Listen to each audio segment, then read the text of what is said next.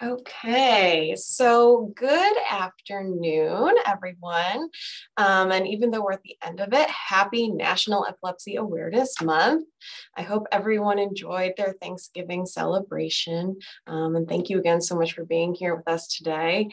My name is Erica Denicola Shear, and I am the Director of Community Education and Advocacy Coordinator for the Epilepsy Foundation of Northeastern New York. Every Tuesday this month, we have been hosting education programming free of charge on different epilepsy-related topics, which included our annual Epilepsy Family Conference on the 16th.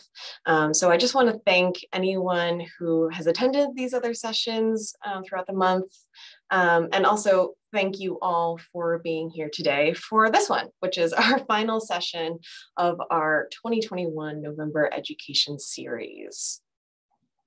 We wholeheartedly give thanks to this year's sponsors, LivaNova, UCB, Greenwich Biosciences, Neurelis, and additional support from Supernus. It is with their steadfast support of our agency and those we serve that allows us to plan and offer programming like this and to offer it free of charge this year. If you would like to learn more about our sponsors, once we get going with our presentation, I will put the link to our virtual exhibitor hall in the chat, which is where you can go and learn more about our sponsors and what they do. During today's session, please feel free to use the chat box to ask any questions that you might have. You can send them to everyone, which is what's already pre-selected in the chat, or if you're more comfortable, feel free to send them to me privately, and then I can ask the question for you when we get to our Q&A section. I will moderate that Q&A, and at the end of our program today, as time permits, I will also invite anyone who wants to ask a question live to go ahead and unmute and ask away. Now to introduce our speakers, I am very pleased to introduce Dr. John Lansing and Dr. John Pugh, who should be here momentarily. Dr. Lansing is an assistant professor at Albany Medical College and received his doctorate of osteopathic medicine from University of New England College of Osteopathic Medicine. He completed his neurology residency training as well as fellowships in clinical neurophysiology and epilepsy at Albany Medical Center. He is board certified by the American Board of, by the American Board of Psychiatry and Neurology with qualifications in clinical neurophysiology. Dr. Lansing recently joined our agency's professional advisory board. Dr. Pugh is an associate professor at Albany Medical College and division chief of child neurology, and he received his doctorate from Boston University School of Medicine. He completed his residency in pediatrics and pediatric neurology at Cincinnati Children's Hospital Medical Center. He also is board certified by the American Board of Psychiatry and Neurology with special qualification in child neurology. Dr. Pugh has been a member of our professional advisory board for many years and currently sits as our chair. And we are very grateful to have them both here with us today to discuss the transition from pediatric to adult care in epilepsy. So without further ado, I will turn it over to Dr. Lansing and Dr. Pugh. Okay, well, hopefully everyone can hear me okay, and I do apologize that my video is not working on our computer. I can assure you I am wearing purple right now, and I actually cleaned up my office for this, but you'll just have to take my word for it. So today, myself and Dr. Pugh will talk a little bit about transitions of care between pediatric and adult neurology and kind of give an overview of the transitional steps that are needed, as well as sometimes some of the barriers that might be encountered when we have this medically vulnerable group going through this change in care. So just to look at the outline, we'll go over some background information on transitions and then talk about issues specific to neurology patients, and then finally talk about transitions thereafter and some models that have been used. So starting with background information, just discussing first the difference between a transfer versus a transition. They are two separate entities. A transfer very specifically talks about a point in time when care shifts from one provider to another. And that doesn't necessarily mean it's a full transition. A transition is the purposeful planned movement of individuals. And that involves really a change in their mentality, thought,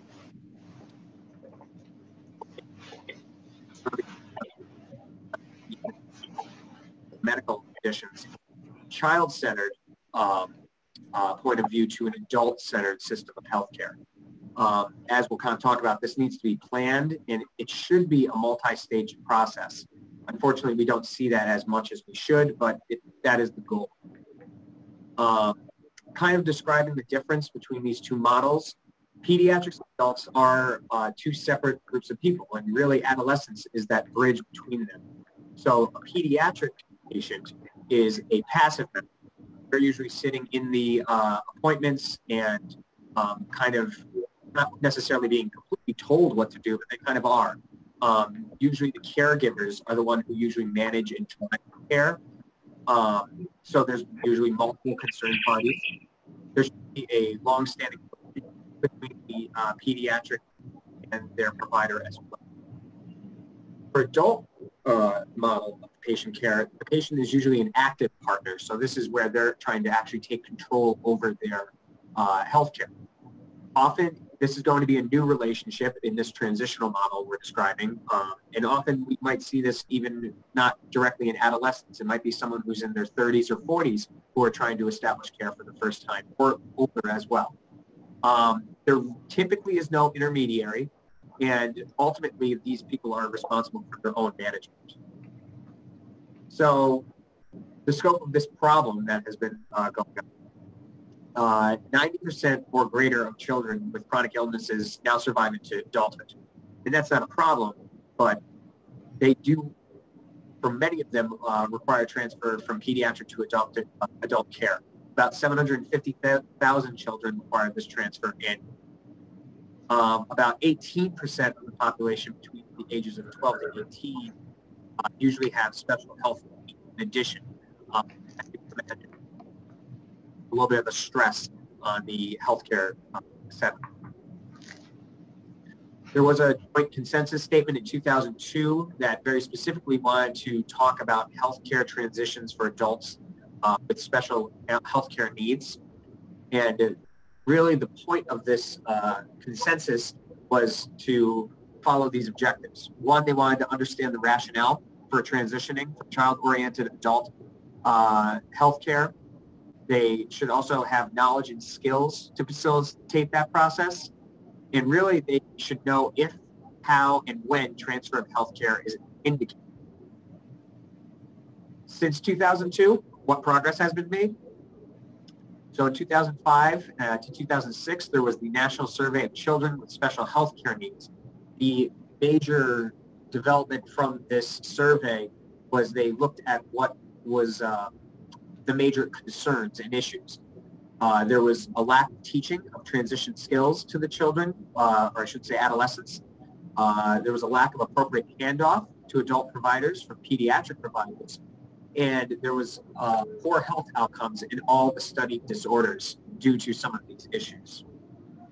Going further, in 2011, the American Academy of Pediatrics, AAP, the American Academy of Family Physicians, AAFP, and the American College of Physicians, or the ACP, also put out their own transitional tools and recommendations.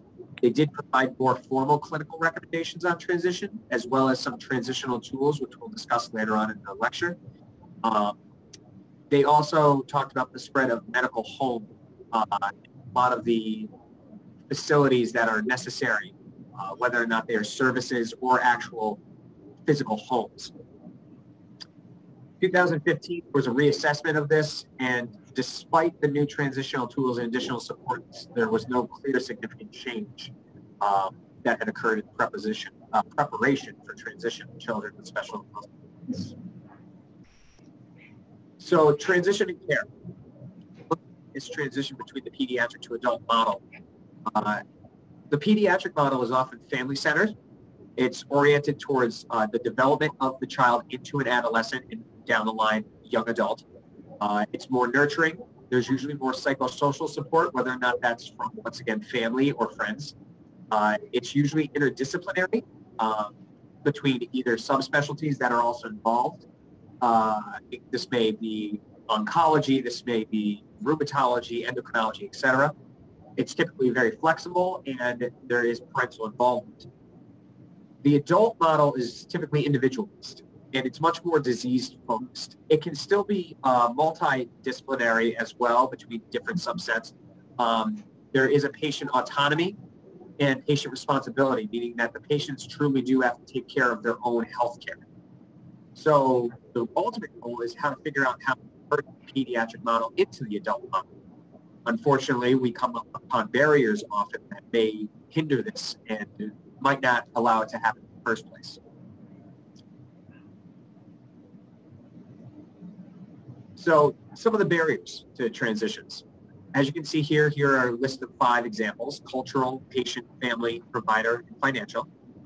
Cultural examples, just as we were just talking about the pediatric and adult model, laying these side by side or one above another, you see that there are a different mindset of what is needed for appropriate healthcare for these 2 individuals. The patient themselves can encounter barriers. They're going to be faced with complex medical conditions that they need to take care of for the rest of their lives. When they're in adolescence, there might be a limited capacity to understand these conditions, and there might be a lack of concern about the transitions. This include maybe they're starting paying attention to the appointments, maybe they over their head, they don't need to actually take true ownership of it, what have you. The timing of the transitions is also important, being that if they are too young, they might not be mature enough yet for it, but at the same time, I don't want to say too old, but if they're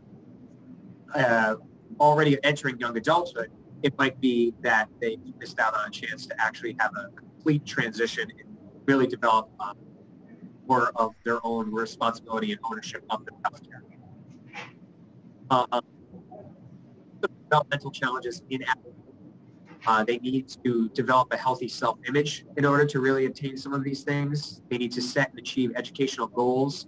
They need to maintain their good mental health, which can often be a significant issue with adolescents. Eventually, they need to establish financial independence and potentially live independently. And they need to participate in communities as adults and develop adult partnerships. These, especially in our epilepsy patients, can be variable, because you can have individuals, for example, if they have, as they might put it, a normal IQ or a higher functioning, they might be able to attain some of these, but then you also have individuals that might not be able to really have financial independence or live independently, which are further considerations of how to manage these individuals in a transitional care clinic.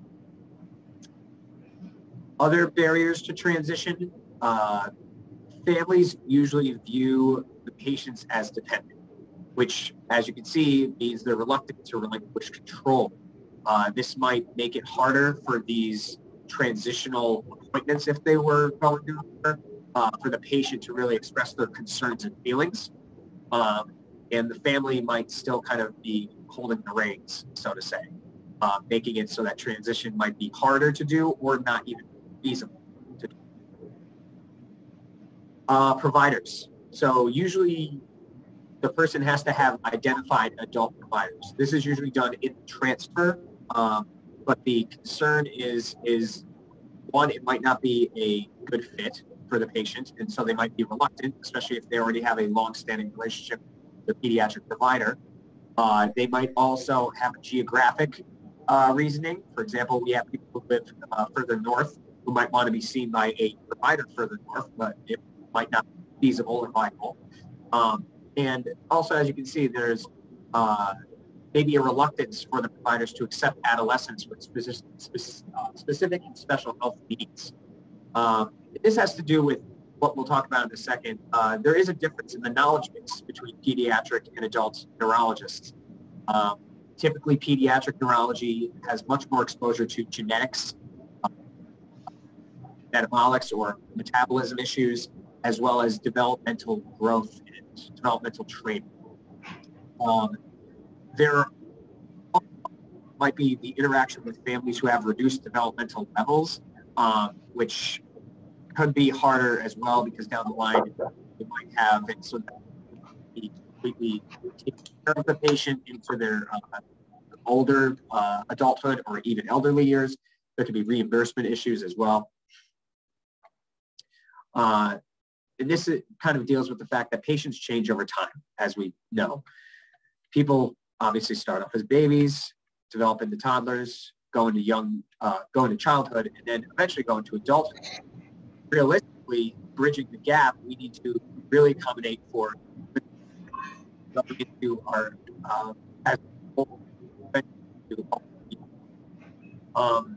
overall, the brain starts developing, and eventually there's some regression that can happen with time. And this is because there's different pathologic processes at work.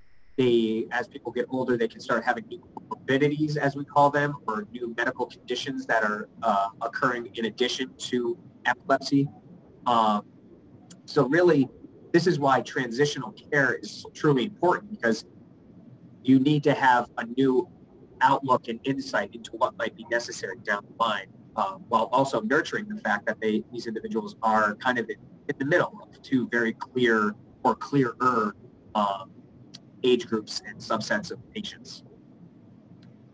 So talking about the gaps between practices in adult neurologists, for example, myself, certification allows for the treatment of pediatric patients. You go to med school, and then you do 3 months of pediatric training during your residency training, which for myself, as Erica had mentioned, I did 4 years of neurology residency, and then in addition, I did a fellowship in clinical physiology and epilepsy, which goes to the bottom. People are also more likely to subspecialize into other groups potentially with adult neurology. Now, with that being said, there is a relative lack of exposure to, as we said before, developmental disabilities, genetic conditions, metabolic disorders. Because really, by the time they are seen by an adult neurologist, either the workup has been completed by this and treatment has been completed, or there's just overall, sometimes, to be completely frank, it gets lost in the healthcare record. And it's just kind of very vague, especially if people are transferring out of state or transferring to new providers without completion of a full transitional model. Child neurologists are certified in neurology, but very specifically have a special competency in pediatrics. Once again, you go to medical school, their exposure to adult neurology is 1 year. They actually go through first a pediatric residency, as well as 1 year. So 2 years of pediatric, 1 year of adult, and then 2 years of child neurology. They might lose their adult skills over time, much as adult neurologists might lose their pediatric skills just due to sheer exposure. And most child neurologists usually practice in academic centers and children's hospitals. Only 10% or around there care for adults in the long run.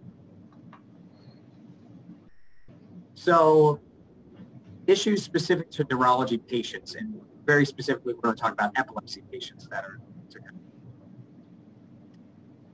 So the transition from pediatric to adult care for youth with epilepsy, as this indicates, this was from Epilepsy Behavior Journal in 2017. This talks about some of the reasons why transition might be necessary. So first, talking about brain development, as people get older and they reach to their young adulthood, they start to have this imbalance and essentially become much more risky, we'll just say. We sometimes will say they're more disinhibited, meaning that they're willing to take risks they shouldn't take. They might be more impulsive and also become more pleasure-seeking, which we'll talk about what that means to long. They also obviously undergo puberty, which has an effect on our endocrinological development, which can affect ultimately personality and behavior as well. They go through sexual development. This is something important because usually it's been noted that sexual debut, as it said here, is earlier in youth with epilepsy, and therefore long-term sexual experiences are often unsatisfactory.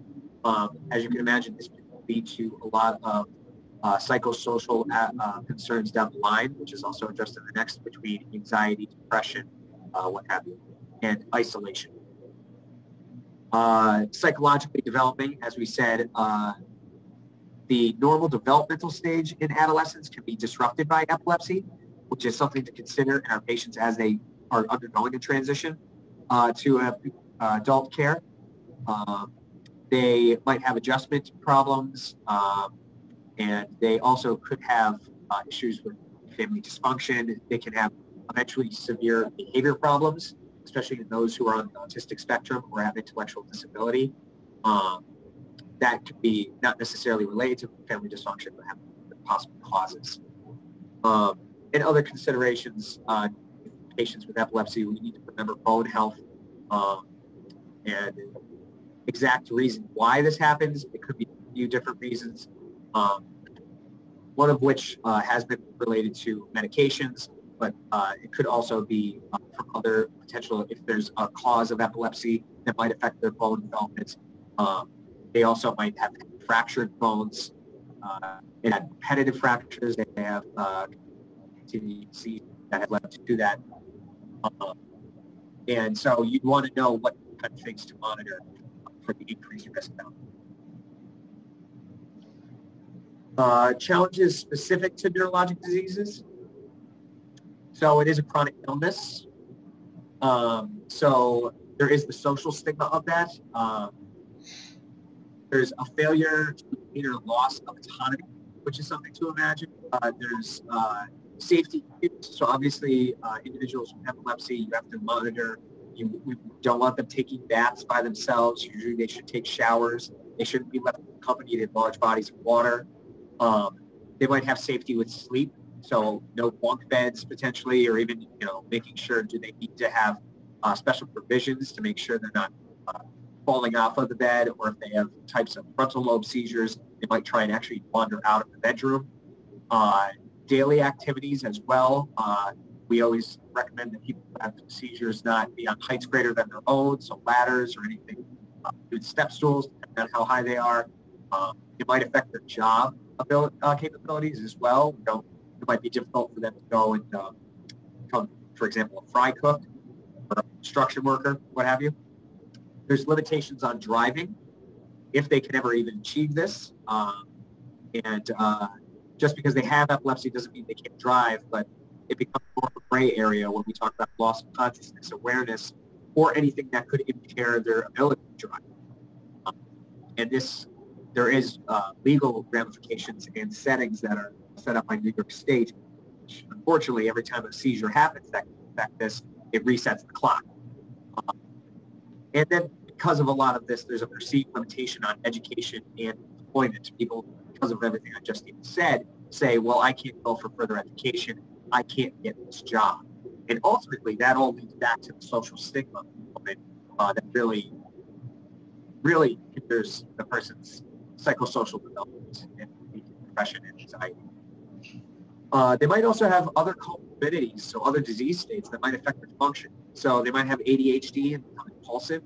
They could have depression and anxiety, as I said before, cognitive delays or learning disabilities, and ultimately they might just have poor decision-making skills, which really becomes an issue, especially when we're trying to talk about transferring these individuals to adulthood.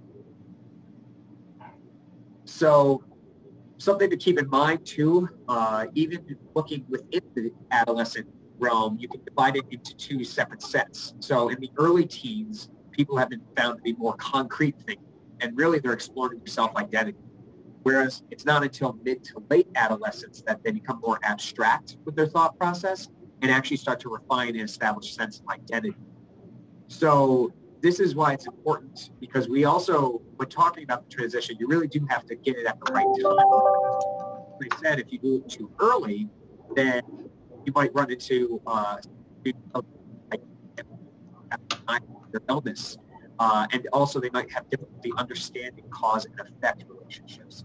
So you want to make sure you don't try and transition them too early, but you also want to make sure that you're getting to that time where you might be able to identify some of those other concerns and barriers that we talked about. Ultimately, teenagers are an at-risk population. So you have people who are looking for their first job. They're looking to drive a car for the first time. They might be willing to experiment with drugs. They might have just an overall poor self-esteem and self-image. They might say they're fine, but as you can say here, that might mean that I'm feeling I'm nothing everywhere. They might be getting into arguments or fights. And obviously, there might also be the development of sexual relations during their teenage years. There is an increased risk for suicide. Unfortunately, epilepsy is associated with this. And there's a lot of thoughts of why. It could be the stigma that we have been talking about. It could be side effects of the anti-epileptic medications. There are certain medications that can increase irritability, anxiety, and also even suicidality, which is usually discussed at the time of appointment. And then usually there can be very drastic changes in mood very close to the time of seizures. Sometimes it might be right before, it might also be right after. Usually if it's right after, they can have what's called a post-ictal psychosis. So they might actually appear psychotic. They might appear manic, meaning they're doing things around the house just because they need to clean or become more obsessive compulsive. And then sometimes people actually become very irritable. In rare cases, they might actually become almost euphoric. So they might actually be very happy. So in addition to the regular everyday teenage mood swings, you might be getting additional mood swings that are related to the seizures, which is important to remember, because if someone's depressed and then all of a sudden they become very hyper, if they had concern for suicide, now they might have a motive and the energy to go perform suicide.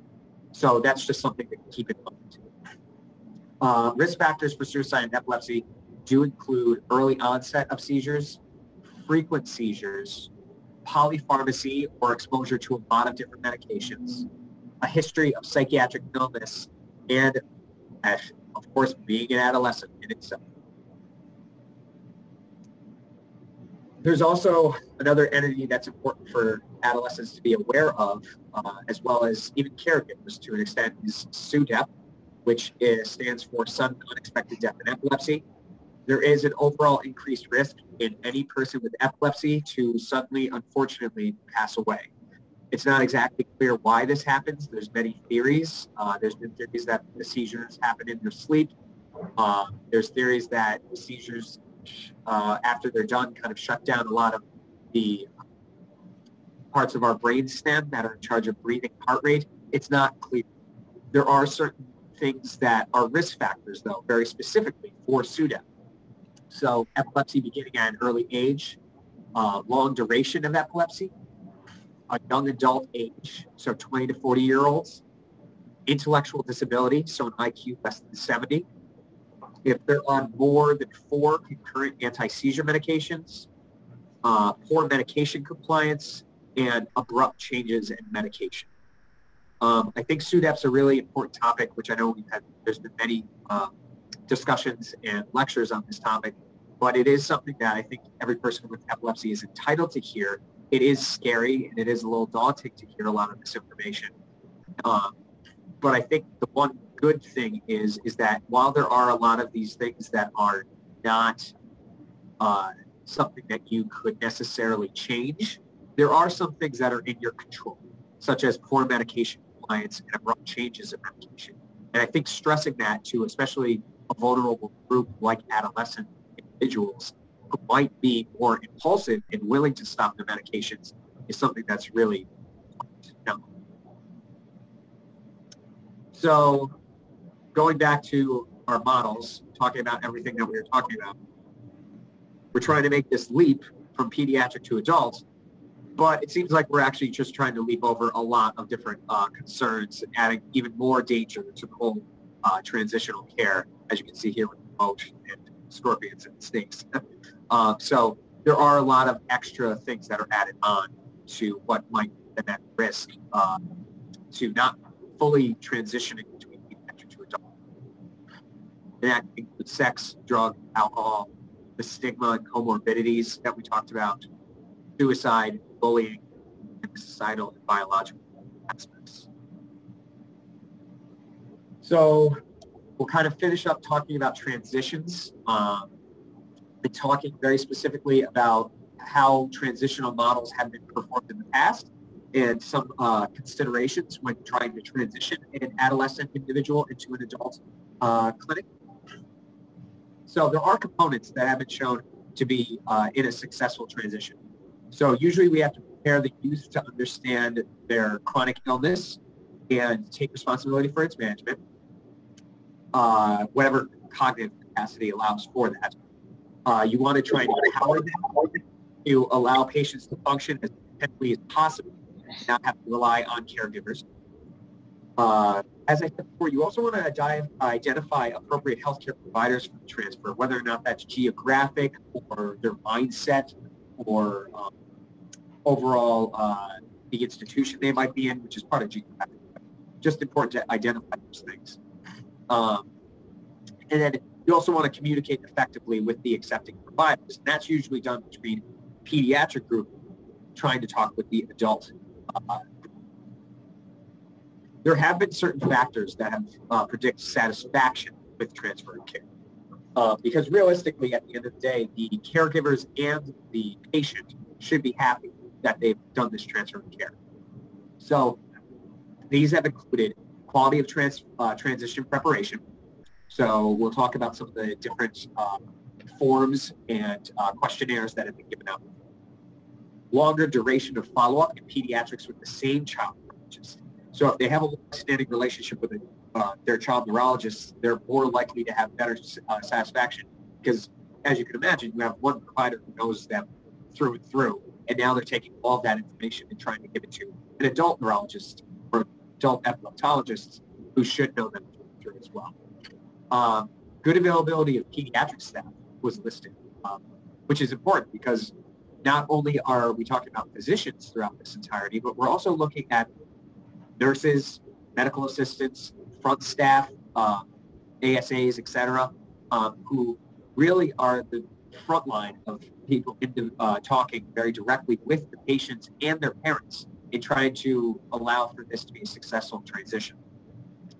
And it was shown that there is a rough estimate of a good age to even have the transfer. Here it says age greater than 18 usually had a better predictability, satisfaction, transfer and care, which kind of makes sense because if you really think about it, for individuals who are able to do so, this is around the time you start to go to college. So you really have to either kind of transfer right before you go to college or after you go to college, because at that point, you're already going through a rocky enough time, going through maybe moving away from home, going to a new school. You don't want to add too much onto the plate and also disrupt their treatment for their epilepsy. And also they have to be, quote, in a good health condition at the time of transfer, which could be both mental health and physical health. So we'll talk a little bit about this. There are common principles to assist with this, which, as shown here through the Child Neurology Foundation.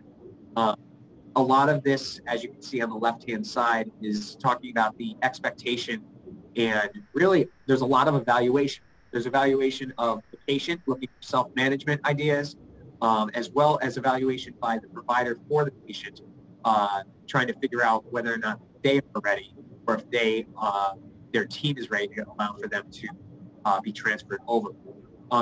Something that's important here, number 4, evaluation of legal competency. That's something we'll talk about. That's a really important part of transfer of care because especially in those individuals who have significant needs or intellectual disability, you really want to make sure things such as guardianship and other legal documentation is performed, because you don't want to all of a sudden get them to an adult provider and now the adult provider is having to figure out whether or not they have to start making decisions for them in capacity if no one is identified, there's no one there.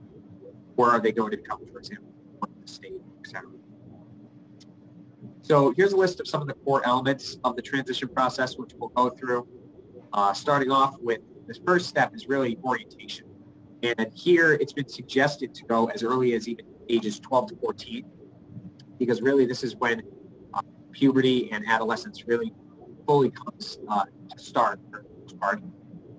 They should have early and clear expectations. They really want to try and raise awareness and outline the process.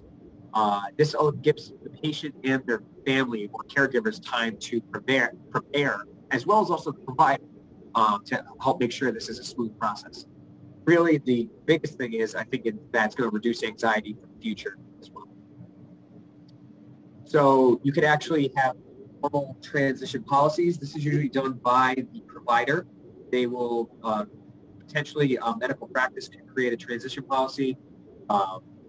They come together, they agree to a policy, create the policy, share amongst all of the staff, as I said before, because they truly are integral to everything going on. So making sure nurses, nurse practitioners, PAs, front staff, ASAs are able to know about this. And eventually provide to the families for their own review, as well as your review to see if it works. Really, this transition policy is supposed to identify who is transitioning, when they're transitioning, and what steps will be involved in transitioning. So really making it as blatantly obvious as possible.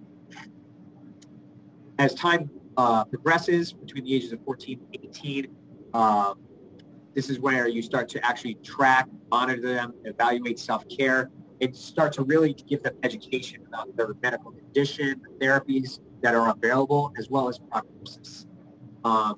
And really, this is, as I said before, when you want to assess the expected legal competency from a provider perspective to see if they are able to do this, going and really transferring over and eventually taking care of their own healthcare needs. If not, obviously the caregivers become much more back into the picture, and we have to figure out a plan to still allow for transfer, but also allow for the transfer with an established plan for these things down. So then you actually develop your transitional plan. The patient has to actually learn to be a patient, which really, for them, this is the first time they're actually doing that. As we said before, it's much more of a passive mindset. So one way to present it is that learning to be a patient is just like any other role. They've been a student before, maybe they're working part-time jobs. They will learn how to be an employee at their future job. And realistically, the stress of this is to the two main parts of being a good patient, which is knowing yourself and your health, and then also learning how to talk to your doctor and the rest of those healthcare individuals. It's very common for obviously people who are going throughout adolescence to maybe not communicate very effectively with their providers, maybe not making eye contact, maybe not giving them really all the information they should. So the young adult needs to know details of their medical history. What do they have? What is their disease? Why do they have it? What it involves in prognosis and the prior evaluations. So with our epilepsy patients, knowing maybe that they've had things like an MRI of the brain, knowing that they've had an EEG before, and if they are medically refractory, knowing if they've had devices placed such as vagal nerve stimulators or any other or epilepsy surgery, which sometimes that can also involve where you're seeing, because we might not, from a provider perspective, you might not have those medical records and you will potentially need them down. They need to know how to manage their condition. They need to know their medications that they're currently taking. What medications have they been on? They need to know what allergies they have, because obviously you don't want to start a new rash, hives, or God forbid, anaphylaxis, where they can. They also need to manage their own stuff. So are they going to sleep at the right time, waking up at the right time? Are they making sure they're not doing any illicit drugs or drinking alcohol? Are they practicing safe sex? Things like that. And in addition to that, too, also making sure any young woman of childbearing age, making sure they're on oral contraceptives, or at least have a safe plan that they wouldn't become pregnant while on, especially anti-epileptic medications. They also need to know how to make decisions. So if they were given multiple options, would they know how to go about choosing them, whether or not further testing is necessary? Or do we need to start a new medication or provide potentially a device like a vagal nerve stimulator, responsive nerve stimulator, or deep brain stimulation, etc.? They need to know how to communicate with the provider. So they need to know when to call and advocate for themselves. They need to know how to act by the phone and how to act in clinic. Much of what I was saying before, making sure they're making eye contact, directly addressing their needs, knowing how frequently should they call, et cetera. And, well, that's a little redundant, but yeah, making their decisions. And then financial management. They want to know, you want to make sure they know how to manage potentially co-pays, how to manage any kind of long-term treatments or testing like MRIs or further epilepsy surgery considerations. So this would be epilepsy-specific example of trying to maybe figure out something that they might like to know. For example, knowing your history, when did you first have seizures, the risk factors, did you have infections in the brain or any kind of brain damage or trauma, any history of seizures in the setting of fevers, discussion about what types of seizures you have. People always say grand mal, petit mal, but realistically, there's a lot more descriptive terms that we now use, such as focal seizures without impairments, focal seizures with impairments, generalized seizures. And they even have different subtypes in them depending on what the person does during their seizure. They know the results of the EEG and their central nervous system imaging, which often can be provided. They can receive copies of that from whatever hospital they're in. Knowing what other meds they're on or what they've been on and why they got off of them, whether or not it was because they stopped seizing or they kept seizing or they had side effects to them, is really important, especially for adult providers who may be considering new medications and they don't want to, quote unquote, reinvent the wheel. And then also knowing history of status epilepticus or a cluster of seizures, and do they have a rescue plan? Things like intranasal or rectal medications that can be given, and what exactly they were taking, whether or not it was diazepam or clonazepam or midazolam, all the AMs. So that would be important as well. And then knowing their own past medical history, family history, social history is of course important. There are actually questionnaires that are provided, and this is actually available through the I think this is the Child Neurology Foundation. So these are sometimes questionnaires that can be given very directly to parents as well as to the children or the young adults who can ultimately use these to say, are we ready? And these evaluate things like their decision-making abilities. Can they take care of themselves personally?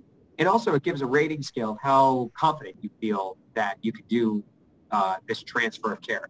Another term for them is they're called TRACS, which is a Transition Readiness Assessment Questionnaire, which is the same thing here, just listed in a different format.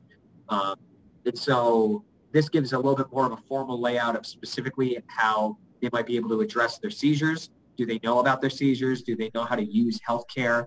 Kind of a lot of what we were talking about before.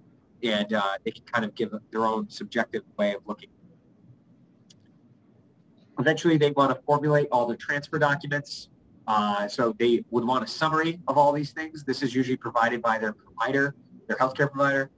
So any healthcare issues, their goals and preferences for what they would like out of an adult service, the planned timing of this change, any additional testings that should be completed, the assessment of the patient's understanding, which could be part of that track or that transition readiness assessment questionnaire. And also, they should definitely know about seizure action plans and emergency plans, which often are used in schools, but do come in handy in the future to identify any of our vulnerable epilepsy patients. Sometimes this can also be medical bracelets, et cetera. And if applicable, they should know if there's plans for establishing guardianship or whether or not the patient's going to need to live in a more advanced care home or needs further services down the line.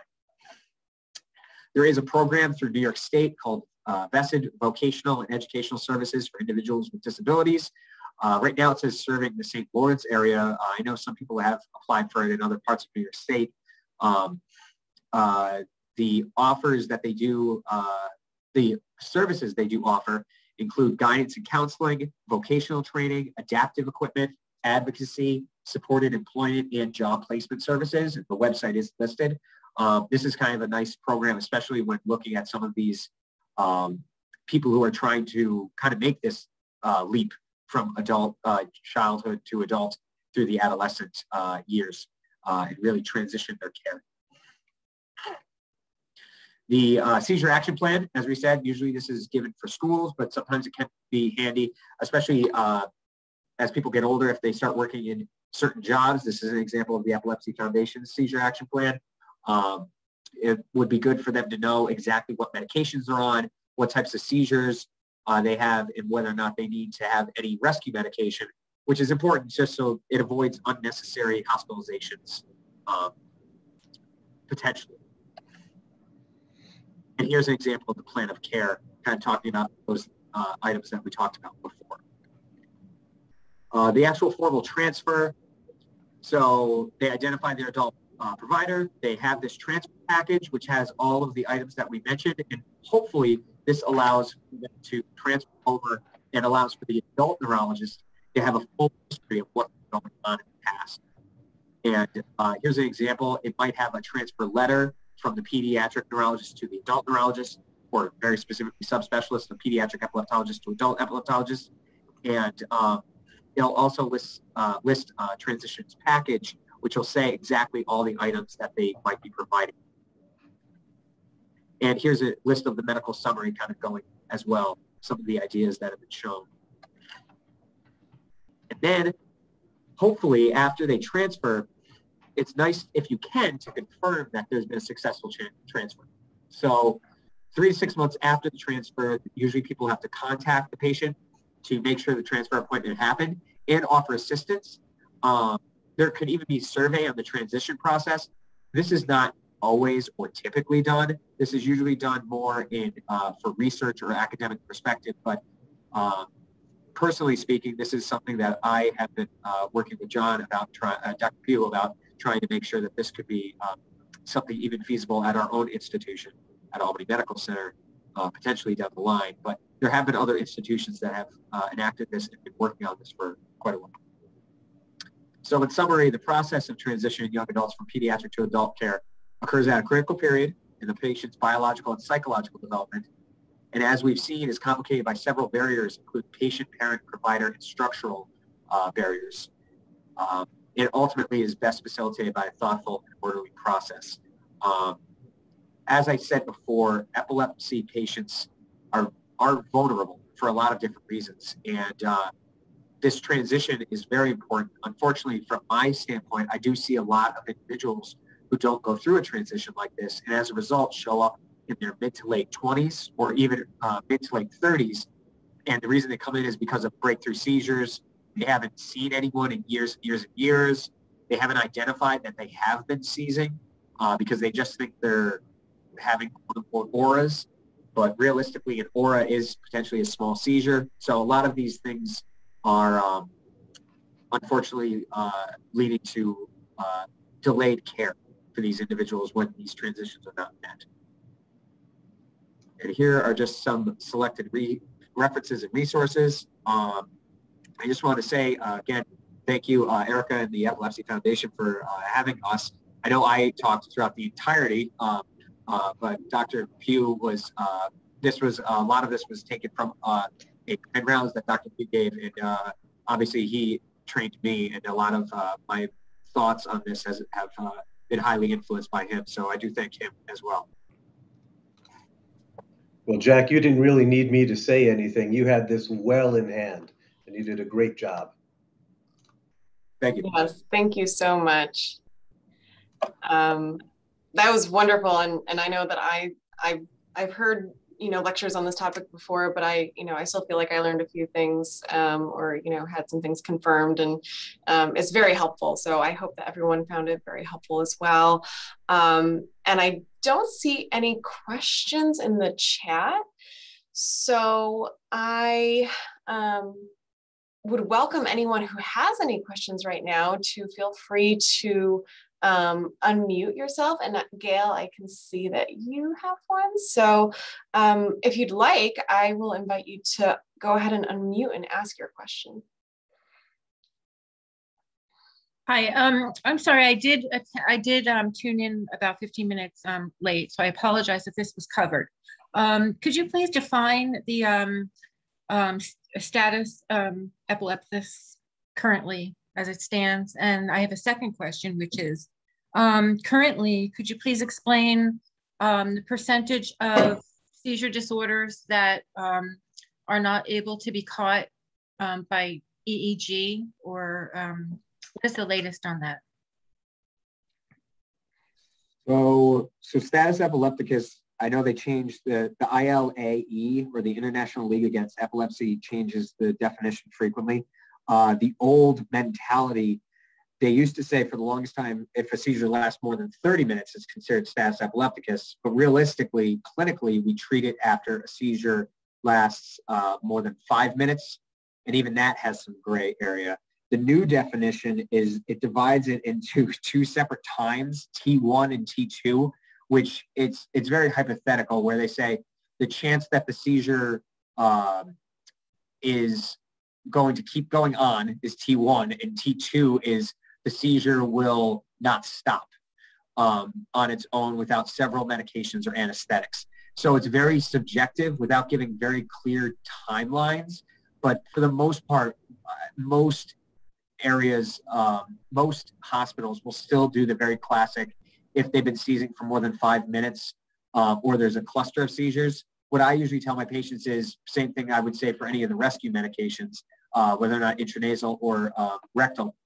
I'll tell them, if you have a seizure lasting longer than 5 minutes, or 2 successive seizures without a return to baseline in between, then that would be concerning that you might be having ongoing seizures or status epilepticus. The seizures that aren't captured on EEG, so by that you mean people who clinically say they have seizures and they've had EEG after EEG and we never capture a seizure or any like abnormalities? Is that what you mean by that, or? Well, unfortunately, we only had one. It's my son. We had one EEG, but par for the course, during the EEG, he did not have a seizure. So many decisions were based upon that one isolated interaction. There were some interesting activity that I observed that kind of clued in. It might be forgive me, is it deep brain seizures? But then there's really no way to test that.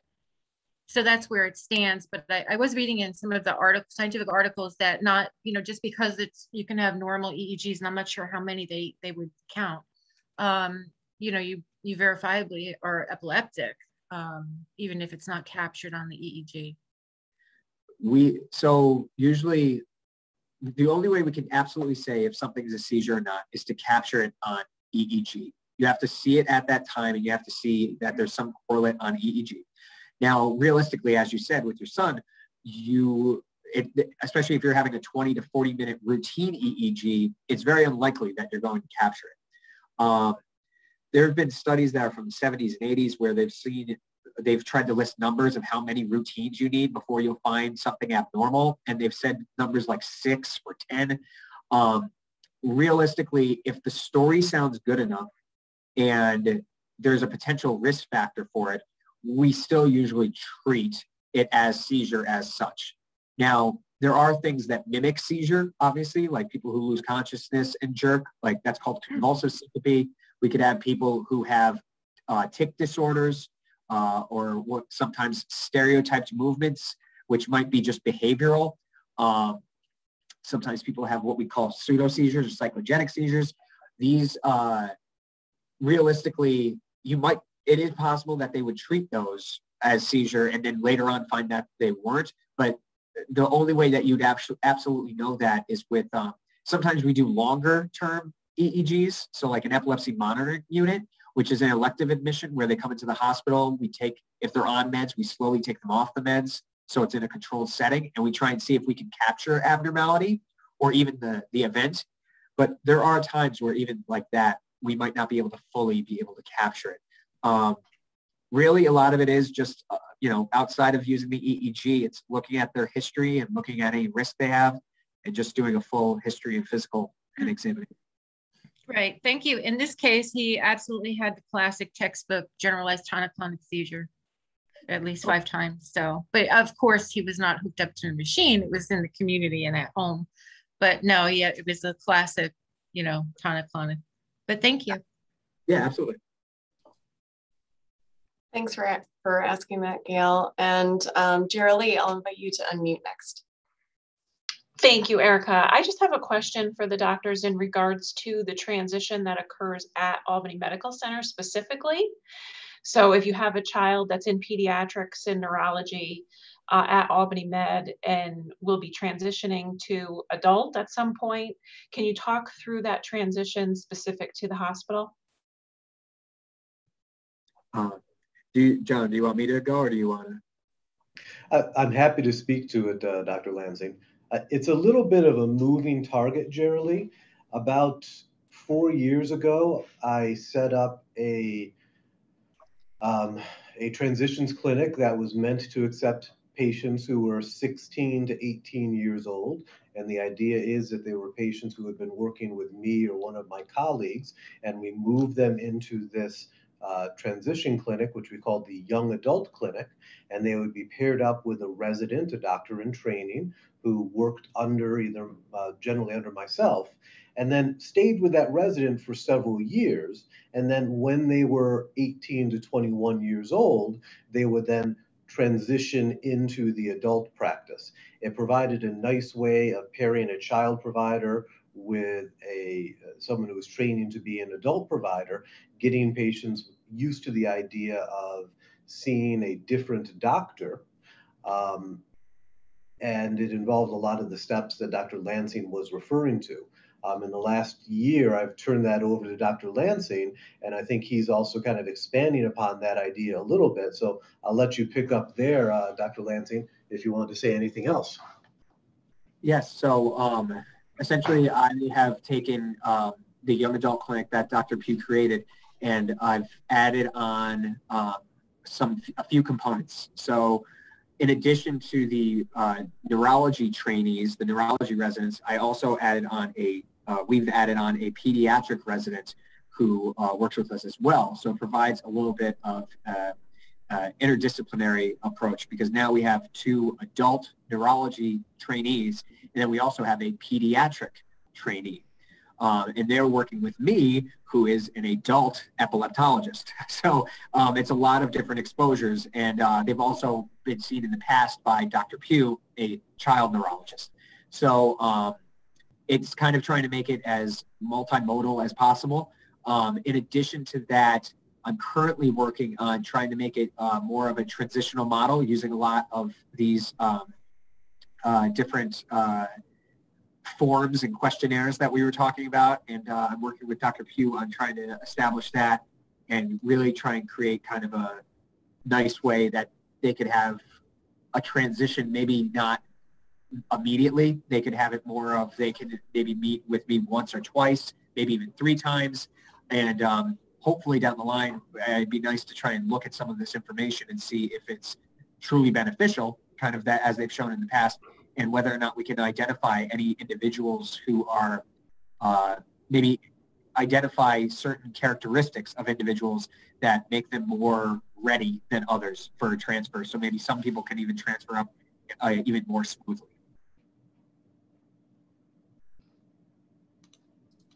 Great, thank you. Gail, you said you have another comment. Go ahead.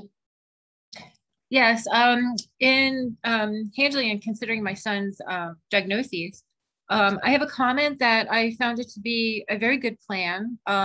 It might be considered. I don't know if it'll work into anything formally, suggesting within your fields, but it seemed a very good idea for us to consider at a certain age group, which would be early teen, mid-teen.